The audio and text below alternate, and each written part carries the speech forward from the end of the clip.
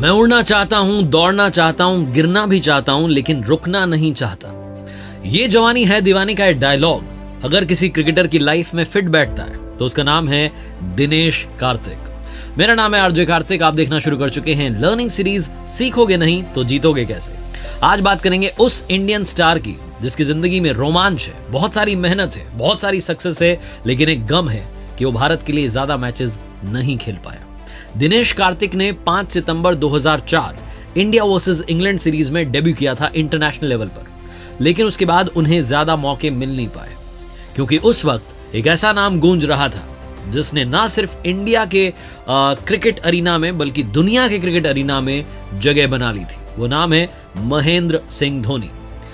2003-04 से पहले का जो दौर था उसमें टीम इंडिया को एक अच्छे विकेटकीपर की तलाश थी। बहुत सारे विकेटकीपर का जो था सिलेक्शन किया गया, वो आए, खेल नहीं पाए, वापस बाहर चले गए।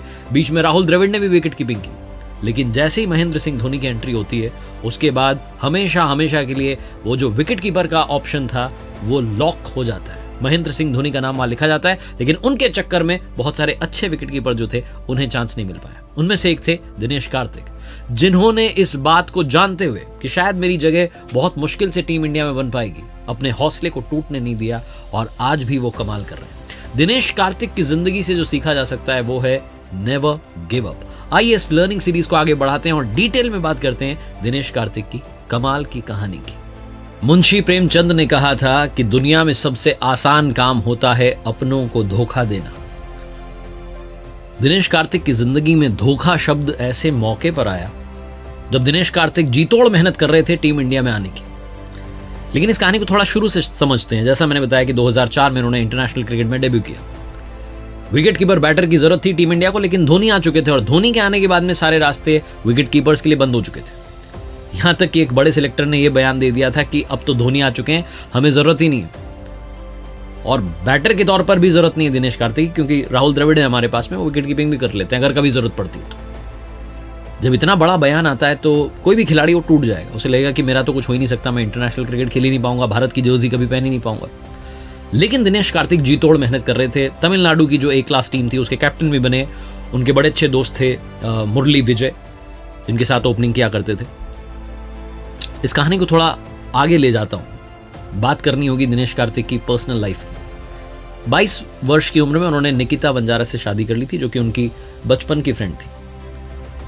और निकिता का परिवार, दिनेश कार्तिक का परिवार बचपन से एक दूसरे को जानते थे। दोस्ती जो थी वो रिश्तेदारी में बदल चुकी थी। 2012 का साल आता है। इस बीच में निकिता की मुलाकात मुरली विजय से भी होती है, क्योंकि दिनेश कार्तिक के फ्रेंड थे।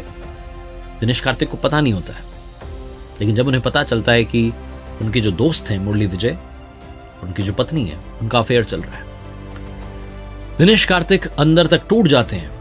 लेकिन बिना किसी हो हल्ले के, बिना किसी शोर के, बिना कोई बयान दिए, उन्होंने आज तक भी उस घटना पर कोई बयान नहीं दिया। बिना किसी शोर के वो चुपचाप अपनी पत्नी से तलाक ले लेते हैं। यह तब की बात है जब उनकी पत्नी प्रेग्नेंट थी। दिनेश कार्तिक तब भी मेहनत करना नहीं छोड़ते हैं।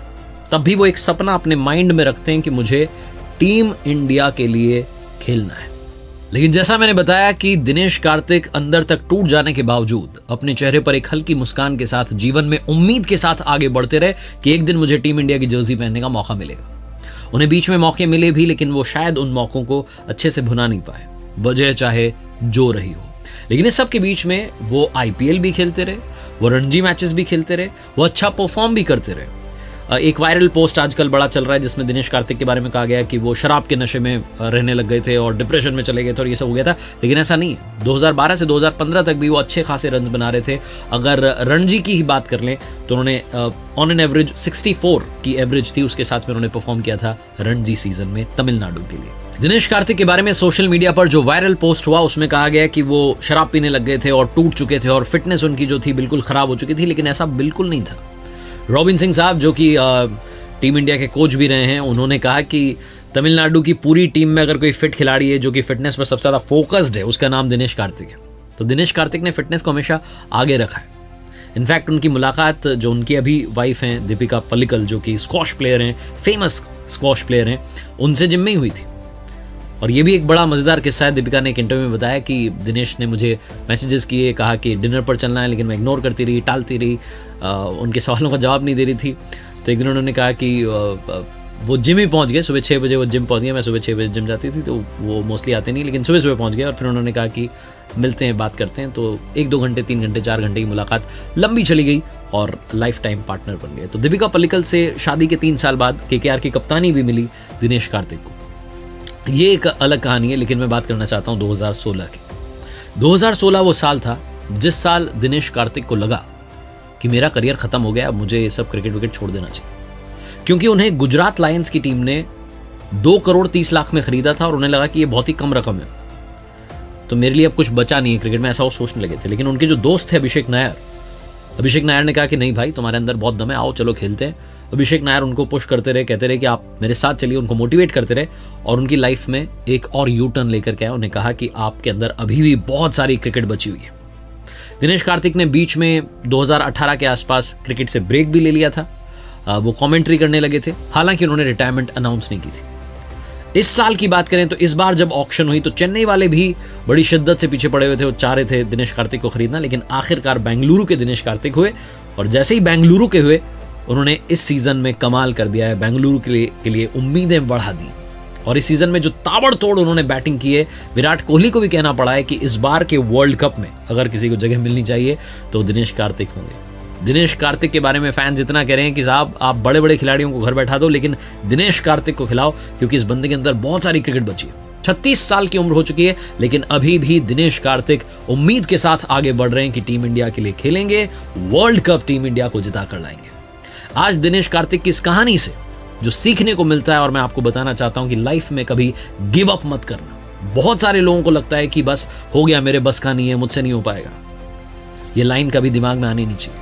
जीवन में हमेशा ये सोचिए कि मैं सब कुछ करने के काबिल हूं, सक्षम हूं और करके दिखाऊंगा। कर दिखाओ कुछ ऐसा कि दुनिया करना चाहे आपके जैसा। देखते रहिए मेरे साथ हर सोमवार सुबह 9:30 बजे एक मोटिवेशनल कहानी और हर शुक्रवार सुबह 9:30 बजे लर्निंग सीरीज का एक नया वीडियो।